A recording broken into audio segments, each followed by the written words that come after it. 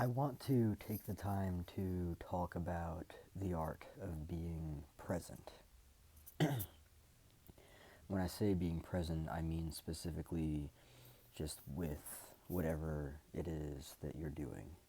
The reason why this is so important is because when you look at day to day life, right, there's a program running in here. There's a program running that's telling you the things that you need to do, right? But more often than not, we get so caught up in here and it goes further and further and further, and it turns into more of a disconnection, right? Then we're just entirely in here and we're checked out from the body, right? So it's more so mind identification than anything. And the reason why presence is so important is because it brings you back to the body. It brings you back to the moment. It brings you back to the sensations in the body. What's so interesting, though, is that this is all learned, and it's learned from childhood. It's learned from an era when we were learning and we were growing, and different things made us basically leave our body and go up here into our minds, right? And then we fled, right? We went into survival, and that changed the dynamics of everything. So this is more so a process of regrounding with the body, right? Um, a lot of people don't believe that it's safe to be present. And their beliefs are not irrational. They're just coming from a place of, you know, early on in life. The things that people think, the ways that they believe that they need to approach things. Um, it's just so interesting because it spells out, the whole primitive amygdala fight or flight saber tooth somewhere in the environment, maybe waiting around the corner, and there's just this intense, deeply rooted fear that's persistent, right?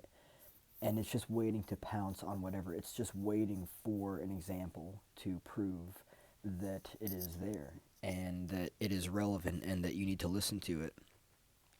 And that's not to say that if you go out into nature that you won't find a bear that you need to run your ass off from, right? Or maybe that's not the approach.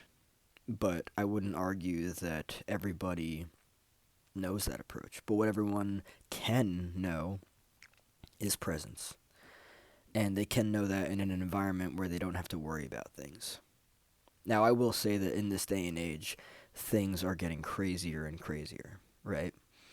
Um, just, you know, it's kind of interesting to see where we're at now and realize that there are different things, to worry about and stuff. And it's kind of strange, actually. But you can be present in your body in the moment and not be so caught up in here. It can all be just, you know, a grounding in the body.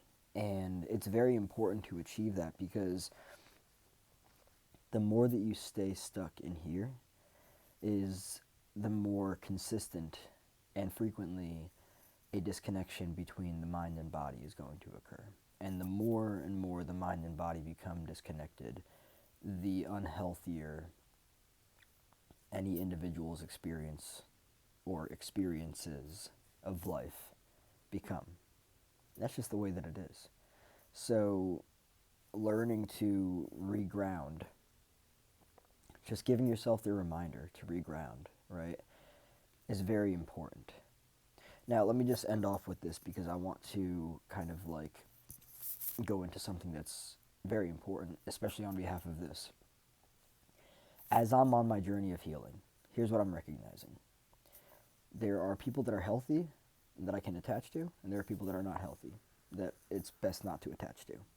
Finding the people that are healthy and attaching to them because you can feel that they're healthy. Their energy, the way that they approach things, the way that they approach you, it's healthy. You feel safe with them.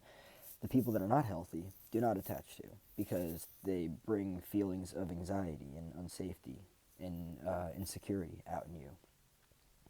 That feeling, that intuition, that intuitive feeling, follow that, because that in and of itself will take you home.